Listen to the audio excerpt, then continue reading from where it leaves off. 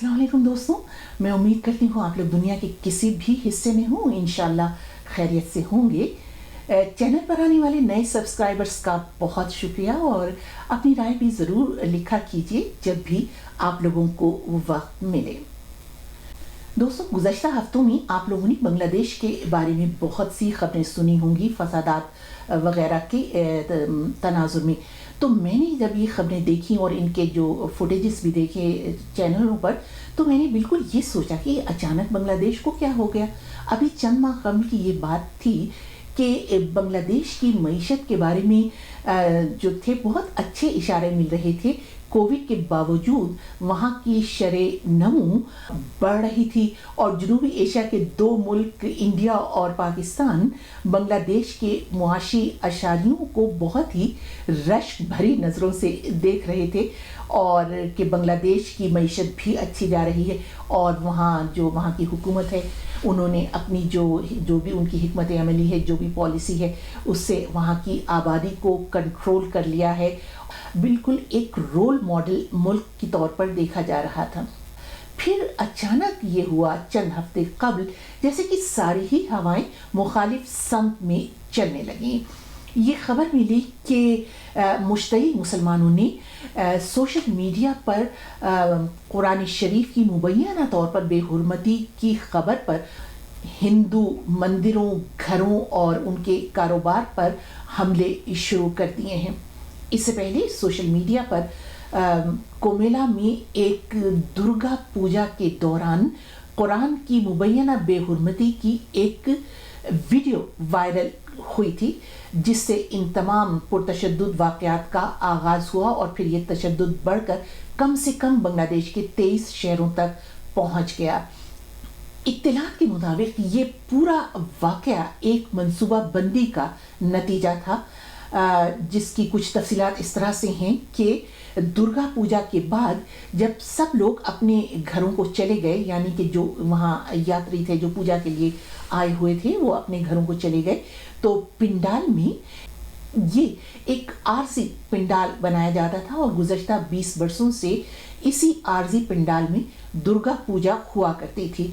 तो जब ये तमाम यात्री पूजा के बाद अपने घरों को वापस चले गए, तो किसी ने रात के वक्त वहाँ पर गणेश जी के बुत के करीब कुरान शरीफ की किताब वहाँ पर लाकर रख दी और फिर उसकी वीडियो बनाई और उसको सोशल मीडिया पर वायरल कर दिया और इस तरह से ये हंगामे फूट पड़े। हालांकि जो हिंदू बिरादरी है उसने बार बार सोशल मीडिया पर ये अपीलें जारी की मुसलमानों के लिए कि हम लोग भी कुरान शरीफ का बहुत एहतराम करते हैं और आप लोग इन अफवाहों पर अपने कान न धरिए। मगर आप लोग जानते ही हैं कि जब इस किस्म के इश्तियाल में आकर इस किस्म के अफसोसनाक वाक़यात शुरू हो जाते हैं तो उन्हें एकदम से रोकना बहुत मुश्किल हो जाता है। इन वाक़यात में कम से कम 6 अफराद हलाक हुए, हज़ारों ज़ख्मी हुए और हिंदुओं की अमलाक को, घरों को, कारोबार को बहुत ज़्यादा नुकसान भी पहुंचा और इन वाक़यात में मुलव्विस कोई 350 से ज़्यादा अफराद को गिरफ्तार कर लिया गया। इसी दौरान बांग्लादेश से ये खबरें भी मिलनी शुरू हुई कि मौजूदा हुकूमत जो अवामी लीग की हुकूमत है, ये 1972 का सेकुलर आइन बहाल करना चाहती है, जो अवामी लीग के सरबराह बाबाए बांग्लादेश शेख मुजीबुर रहमान ने बनाया था और नाफिज किया था, जिसके तहत बांग्लादेश को एक सेकुलर मुल्क करार दिया गया था। इसकी मैं आपको थोड़ी सी तफसील बता दूं कि बांग्लादेश दिसंबर 1971 में बना था। इससे पहले ये मुत्तहिदा पाकिस्तान में मशरक़ी पाकिस्तान कहा जाता था इसको, और जब ये मुत्तहिदा पाकिस्तान था तो सन 70 में यहाँ पर इलेक्शन हुए थे, इंतखाबात हुए थे, जिसमें शेख मुजीबुर रहमान की अवामी लीग ने एक तारीख साज कामयाबी हासिल की थी और शायद पूरे मुल्क में कोई 2-4 नशस्तें किसी और पार्टी ने जीती थी। मुकम्मल तौर पर 300 से ज़्यादा नशस्तें अवामी लीग ने हासिल की थी और फिर जब सन 71 में ये बांग्लादेश बन गया तो फिर उसी वो जो तमाम मुंतखब रुकन थे, अरकान थे अवामी लीग के, उन सब ने बैठकर आइन बनाया اور اس کو انہوں نے سیکولر آئین قرار دیا اور اس کی بنیاد بنگالی ثقافت اور بنگالی زبان کو قرار دیا گیا. اس آئین میں تمام مذاہب کی برابری کی یقین دہانی کروائی گئی ہے. لیکن پھر یہ ہوا کہ کوئی 4 سال بعد ہی، بنگلہ دیش بننے کے کوئی 4 سال بعد، بنگلہ دیش کی جو وہ تھی فوجی قیادت، اس نے ایک بہت ہی خونریز قسم کی بغاوت کی اور شیخ مجیب الرحمن اور ان کے خاندان کے تقریباً سبھی افراد کو ہلاک کر دیا. صرف ان کی 2 بیٹیاں بچیں جو اس وقت ملک میں نہیں تھیں، ایک موجودہ وزیر اعظم شیخ حسینہ واجد اور ایک ان کی چھوٹی بہن. صرف بس یہ 2 بہنیں بچ سکیں جو اس وقت ملک میں نہیں تھیں، اور ملک میں یعنی ملک کے اقتدار پر قبضہ کر لیا. اور اس کے بعد سن 88 تک یہی فوجی حکومتیں آتی جاتی رہیں، اور 2 جنرل ضیاء الرحمن اور جنرل ارشاد نے پھر 1988 میں اس سیکولر آئین کو از خود اسلامی آئین قرار دے دیا.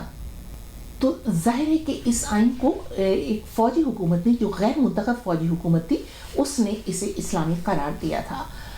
تو شیخ حسینہ کی حکومت چاہتی ہے کہ وہی آئین بحال کیا جائے جو 1972 میں بنا تھا، نافذ ہوا تھا، اور جو تمام عوامی نمائندوں نے، منتخب عوامی نمائندوں نے مل کر بنایا تھا. اس میں تو کوئی شک نہیں کہ ملک کی آئین اور ریاست اپنی سب باسیوں کے لیے، اپنے سب شہریوں کے لیے بالکل ماں جیسی ہوتی ہے. اس میں کسی کے مذہب، رنگ، نسل اور اس کی حیثیت کی بنا پر اس کے ساتھ کوئی تفریق یا تخصیص نہیں ہونی چاہیے. سوال یہ ہے کہ کیا ملکی آئین کو سیکولر بنانے سے آپ اس انتہا پسندی اور شدت پسندی کو دور کر سکیں گی جو ملک میں اقلیتوں کا جینا دوبھر بنا دیتی ہیں؟ کیا انڈیا کا آئین سیکولر نہیں ہے؟ کیا وہاں پر اقلیتیں محفوظ ہیں؟ کیا وہاں سے اب فسادات کی خبریں آنی بند ہو گئیں؟ آپ خود یہ سوچئے کہ اس خطے یعنی بر صغیر میں مسلمان اور ہندو کئی صدیوں سے ایک ساتھ رہ رہے ہیں. کیا انہیں ایک دوسرے کے جو بہت ہی حساس معاملات ہیں اور ایک دوسرے کے عقائد کے بارے میں حساسیت کا علم نہیں ہے؟ تو پھر یہ اچانک سے کیوں ہوتا ہے کہ کبھی کسی مندر سے کوئی گوشت کا ٹکڑا مل جاتا ہے اور کہیں سے کوئی قرآن کی بے حرمتی کی کوئی ویڈیو وائرل ہو جاتی ہے یا ایک کوئی خبر جو ہے وہ پھیل جاتی ہے، اور اس کے بعد پھر مذہبی جنونی ایک دوسرے پر بالکل ایسے ٹوٹ پڑتے ہیں کہ جیسے وہ اپنے مذہب کی کوئی خدمت کر رہے ہوں. اس سے یعنی اس طرح سے مارا ماری کرنے سے، قتل و غارت گری کرنے سے وہ ان کے مذہب کا، ان کے عقیدے کا کوئی بہت بول بالا ہوگا، اور وہ جو دوسرا مذہب ہے یعنی جو اقلیت ہے وہ وہاں سے بالکل نیست و نابود ہو جائے گی. جب اس قسم کے دنگے اور بلوے ہوتے ہیں، چاہے وہ کسی بھی جگہ ہوں، تو خوف و ہراس کی فضا میں اقلیتوں کا جینا دوبر ہو جاتا ہے، اور بس ان فسادات میں کچھ بے گناہ جانوں کا نقصان ہوتا ہے. کچھ لوگوں کی، بے گناہ لوگوں کی زندگی بھر کی پونجی، کمائی، کاروبار سب لٹ جاتا ہے. کچھ ہمیشہ کے لیے معذور ہو جاتے ہیں. بس یہی کچھ ہوتا ہے. باقی کوئی بھی اس خطے سے یعنی بر صغیر میں جو 2 بڑے مذاہب رہ رہے ہیں، اور جو اس کے علاوہ بھی کئی مذاہب ہیں، مسیحی برادری بھی یہاں پر خاصی بڑی تعداد میں ہیں، یہ سب لوگ جو یہاں پر رہ رہے ہیں، یہ ان کی سرزمین ہے، یہ اسے چھوڑ کر کہیں جا تو نہیں سکتے. تو بے شک آپ آئین کو ضرور سیکولر بنائیے اگر بنگلہ دیش کے عوام کی اس میں رائے شامل ہے، لیکن اس سے سیکولر بنانے سے بھی اس خطے پر چھائے اندھیرے اس وقت تک نہیں چھٹیں گے جب تک ایسے عوامل کا سراغ لگا کر انہیں ختم نہ کیا جائے جو یہاں بسنے والے تمام مذاہب، تمام نسلوں کی زندگیوں میں وقتاً فوقتاً زہر گھولتے رہتے ہیں. آپ لوگوں کی کیا رائے ہے؟ ضرور لکھیے گا. اجازت دیجیے. خدا حافظ.